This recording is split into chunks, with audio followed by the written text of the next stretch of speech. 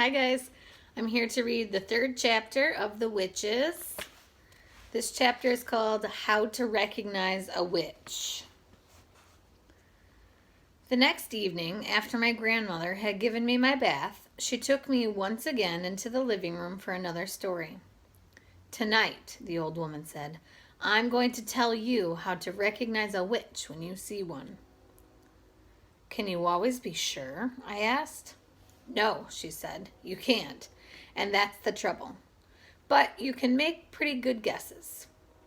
She was dropping cigar ash all over her lap, and I hoped she wasn't going to catch on fire before she told me how to recognize a witch.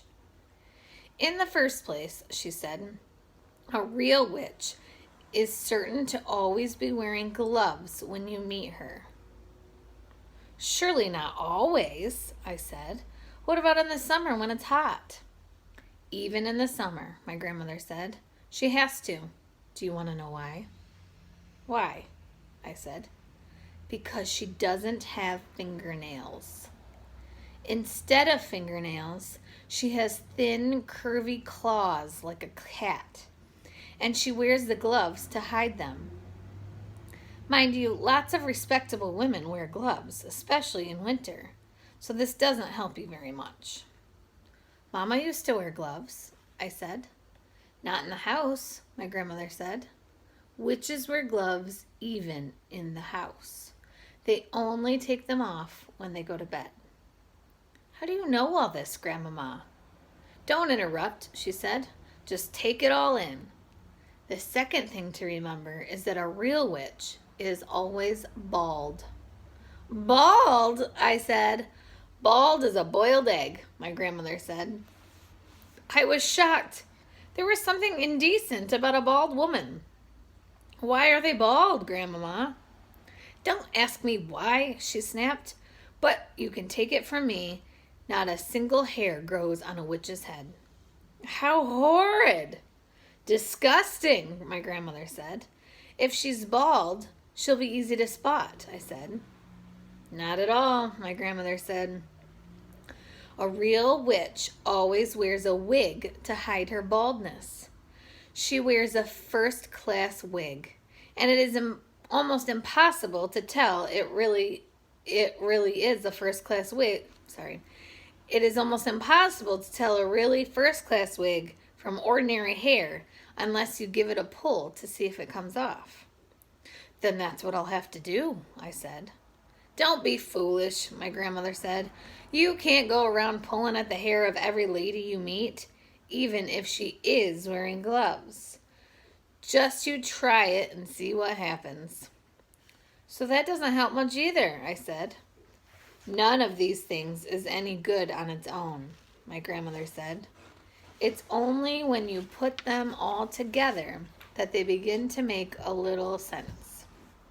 Mind you, my grandmother went on, these wigs do cause a rather serious problem for witches. What's the problem, Grandmama? They make the scalp itch most terribly, she said. You see, when an actress wears a wig, or if you or I were to wear a wig, we would be putting it on top of over our hair. But a witch has to put it on straight onto her naked scalp. And the underneath of a wig is always very rough and scratchy. It sets up a frightful itch on the bald skin. It causes nasty sores on the head. Wig rash, what the witches call it. And it doesn't half itch.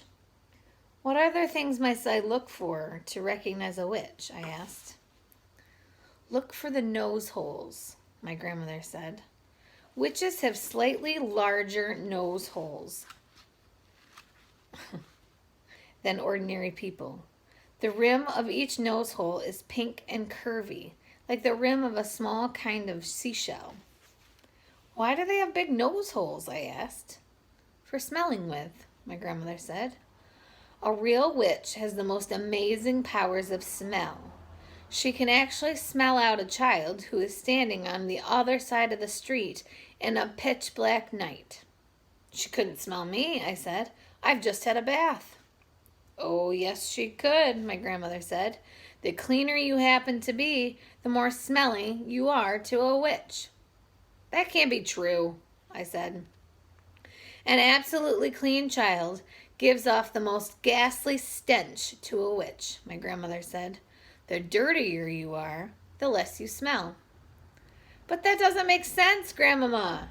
Oh, yes, it does, my grandmother said. It isn't the dirt the witch is smelling. It is you. The smell that drives the witch mad actually comes right out of your own skin.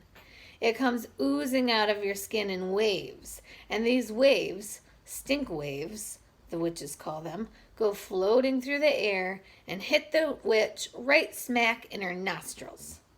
They send her reeling. Now, wait a minute, Grandmama. Don't interrupt, she said. The point is this. When you haven't washed for a week and your skin is all covered over with dirt, then quite obviously the stink waves cannot come oozing out so strongly. I never shall bathe again, I said. Just don't have one too often, my grandmother said. Once a month is quite enough for a sensible child. It was at moments like these when I loved my grandmother more than ever.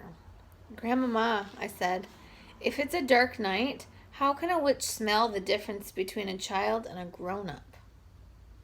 Because grown-ups don't give out stink waves, she said. Only children do that.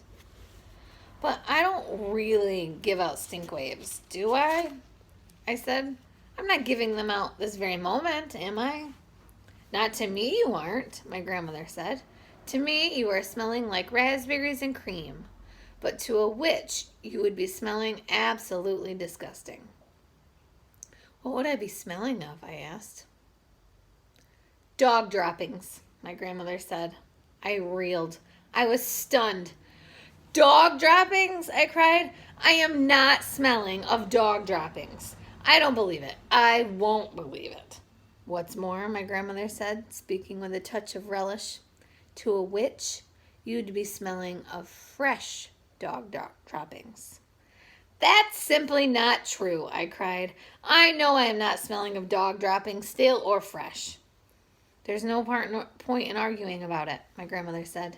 It's a fact of life. I was outraged. I simply couldn't bring myself to believe what my grandmother was telling me.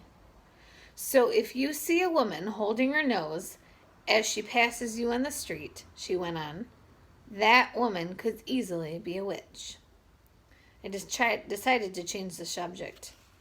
Tell me what else to look for in a witch, I said. The eyes, my grandmother said. Look carefully at the eyes, because the eyes of a real witch are different from yours and mine. Look at the middle of each eye where there is normally a little black dot. If she's a witch, the black dot will keep changing color, and you will see fire, and you will see ice dancing right in the very center of the colored dot. It will send shivers running all over your skin. My grandmother leaned back in her chair and sucked away contently on her foul black cigar. I squatted on the floor, staring up at her, fascinated. She was not smiling. She looked deadly serious. Are there other things? I asked her. Of course there are other things, my grandmother said. You don't seem to understand that witches are not actually women at all.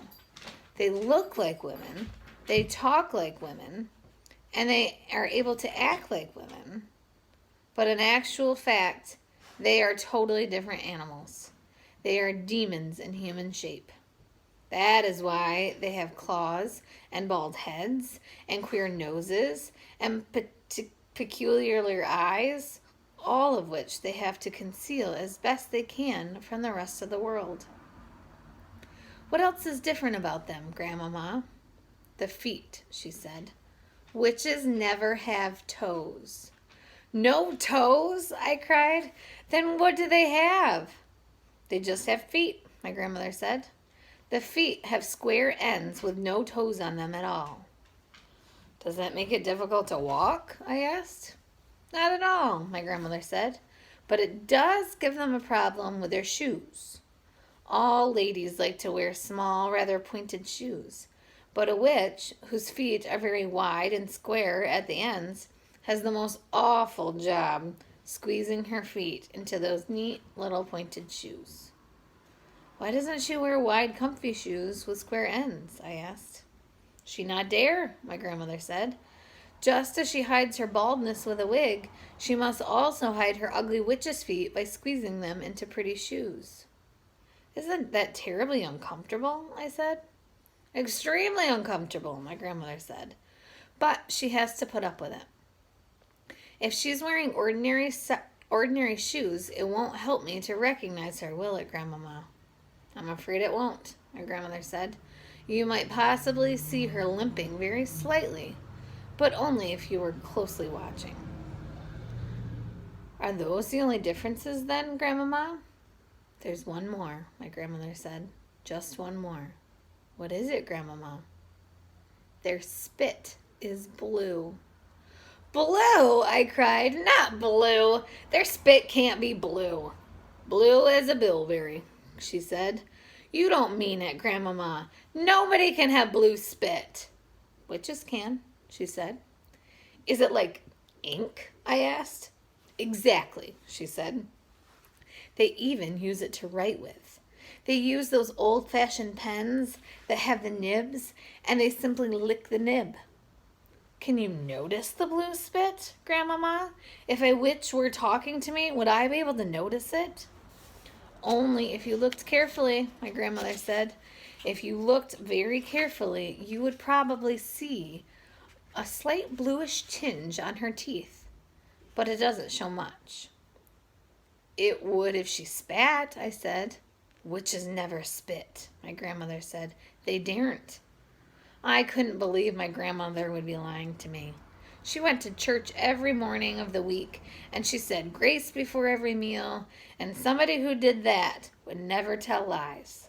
I was beginning to believe every word she spoke. So there you are, my grandmother said. That's about all I can tell you. None of it is very helpful.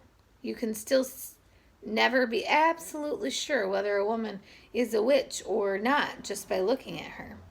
But if she is wearing the gloves, if she has the large nose holes, the weird eyes, and the hair that looks as though it might be a wig, and if she has a bluish tinge on her teeth, if she has all of those things, then you run like mad. Grandmama, I said, when you were little, did you ever notice a witch? Did you ever meet a witch? Once, my grandmother said. Only once. What happened? I'm not going to tell you, she said. It would frighten you out of your skin and give you bad dreams. Please tell me, I begged. No, she said. Certain things are too horrible to talk about. Does it have something to do with your missing thumb? I asked. Suddenly, her old wrinkled lips shut tight as a pair of tongs, and the hand that held the cigar, which had no thumb on it, began to quiver very slightly. I waited. She didn't look at me. She didn't speak. All of a sudden, she had shut herself off completely. The conversation was finished. Good night, Grandmama, I said, rising from the floor and kissing her on the cheek. She didn't move. I crept out of the room and went to my bedroom. That's the end of that chapter.